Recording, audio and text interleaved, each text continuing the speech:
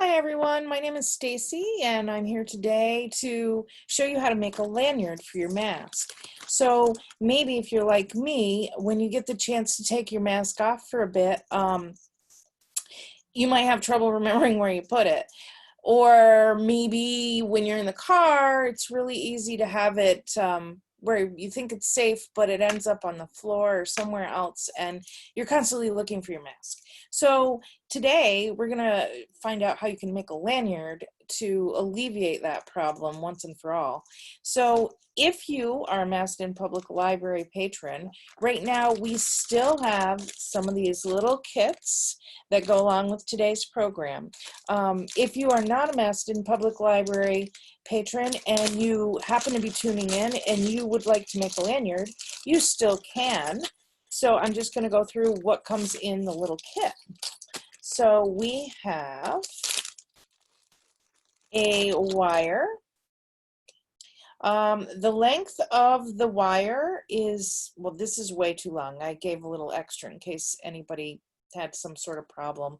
The length of the wire, though, it's personal preference. You know, you might want to cut a length of wire, hold it around yourself, and just figure out where you want your mask to lay when you're not wearing it on your face. Some people like it up higher. I kind of like mine down kind of low. So that's personal preference. I think this might be way too low because this would hang down to my waist. But you know what? If that suits you, that's fine too. So you need some jewelry wire. And you need what are called swivel clasps for lanyards. And they have the little snap hook on them. So that's why it's called a snap hook. And they swivel. So you're going to want these. These are easily found at any craft store like Michael's, Joann's, or simply going to Amazon. You should be able to find these. They might be at Walmart. I don't know that I've seen them lately, but you could always check. And you'll need some jump rings in the kit, just like there are two of the lanyard swivel clasps.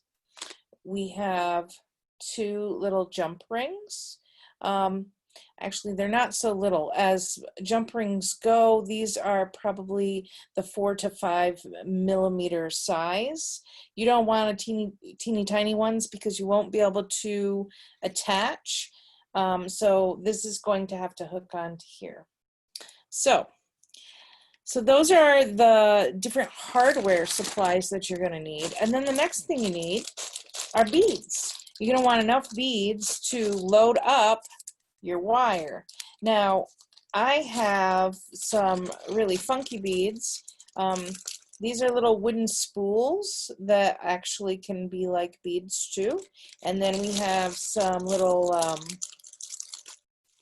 acrylic beads in some different colors that I think go fairly well. I can't hold them up that way. Let me do this. Go fairly well with the wooden spoolies. But if you don't like these beads, or even if you come to the library and you get the kit and you think, well, this would be a really great color combo for a teenager or a young child, and maybe for an adult, maybe it doesn't appeal to you as much, and that's totally fine. You can just get your own beads and maybe save these for a child or a teenager in your life. So here's what's going to happen. You're going to take your length of wire and your little kit. Oh my.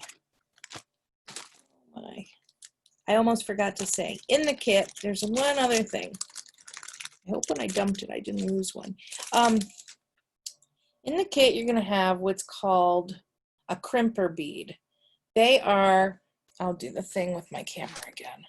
They are silver, and it's right, I don't know if you can see that. It's right there. It's a little bead. It's like a softish sort of metal that you're going to use to keep everything stuck on your wire. And you're going to need pliers to be able to crimp it. So let me show you how that works. Let me grab my pliers. I forgot to pick those up, but I have them right here. I like to crimp the wire with the bead because if I put my crimper bead on first, then I don't have to worry about my beads falling off my wire. Like, it's all set for me. So what I do is I put the bead on the end of the wire. So there it is on the end, if you can see that. And then I take a little bit of the wire and I thread it back through the crimper bead, and I make a small loop like so. Okay, and then this is where the crimping comes in. I have jewelry crimpers, but I'm thinking that many of you at home may not. So that's okay. If you don't, you just raid your husband's tool chest and get some pliers, and you can use that to squish down that bead as tightly as you can. Really, really smash it down, and that will hold it, hold the wire and everything on the wire So I don't think you probably want to see me put all the beads on this wire, and I'm betting that everybody knows how to do that part. So we're just gonna, kind of like a cooking show, we're gonna skip ahead, and here is one that I've already done. So I have put all my beads on. I have my little loop on the one end here. I strung all these beads, these different beads in a pattern I thought was kind of pretty. And then at the other end, it's the same thing again. You're gonna take your crimper bead and you're gonna put it on the end, and you're gonna take your leftover wire, and you can always cut some off. If your wire ends up being way long, just snip it. You can even usually snip this with, I wouldn't use your sewing scissors or really good craft scissors, but if you have a pair of just kitchen scissors that you use for more industrial kinds of things, or maybe your husband's tool chest, he might have a wire clipper. Either way, you're gonna, if it's too long, just clip off the extra you don't need, and you only need maybe this much. You take it and you loop it down back into the crimper bead and through, and then you smash that little crimper bead right down, and there you go, you got a loop. Now this one I did quickly, and I will say I'm not happy that there's so much extra, but you know, it's a lanyard. It's not a piece of jewelry you're gonna wear to a fancy ball or something, so you know, don't be too hard on yourself. But the next thing that you do, this is where those little jump rings that aren't so little come in. You're going to take those, and you can even use the pliers again for this. And you're going to open your plier, and you're going to grab onto the jump ring. I can't seem to get my camera where it needs to be. There we go. And you're going to, just like a saloon door goes back and forth, you're gonna swing the ring open. So it'll look like, I don't know if you can see it. It'll look like that because I swung it open. Don't try to open it like this. You wanna swing it up and open. And then you're gonna take your lanyard, and you're gonna put that jump ring onto the loop that you made. Whoops. There we go. And then you're gonna grab one of your swivel clips, and you're going to, I might need to get the swivel clip on, it's kind of thick. So you may need to really open the saloon door, so to speak. So pull it open wide enough so that you can put your swivel clip on there. Then once you got everything on there, you take your pliers and swing the door shut. Make it so that your ends can once again meet.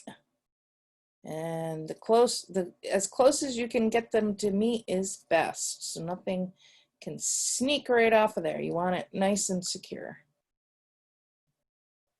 There. And sometimes if you find it hard to get that to swing back, it's possible, if you have 2 pairs of pliers, to hold the ring with 1 pair and to hold one side of the ring with 1 pair and the other side with the other pair, and it gives you a little more leverage if you're having any problems. Try that. That's a little trick I sometimes have to use, but I managed to get it on that end. So now we're going to do the same thing for the other end. So here's that little jump ring right here, and we will grab onto it with the pliers just like that, and I am going to take it and I'm going to swing the saloon door open, and then I'm going to put it on my loop like so, and then I'm going to put on my lanyard swivel clasp. That's a mouthful, and there it is. And now I'm going to take my plier, grab a hold of the saloon door, up, and shut the door, swing it back. There. These are fairly thick jump rings if you do use our kits, so you might want to take my tip about the pliers. I make a lot of jewelry, so my fingers are kind of strong, but if it was tough for me, you might find it tough. So just use a 2nd pair of pliers. So now what you have is a beaded chain, and you have 2 swivel clasps, and now you just have to supply your own mask. And what you do, you open up the swivel clasp, put your mask on one handle, and you're going to put the other one on the other side.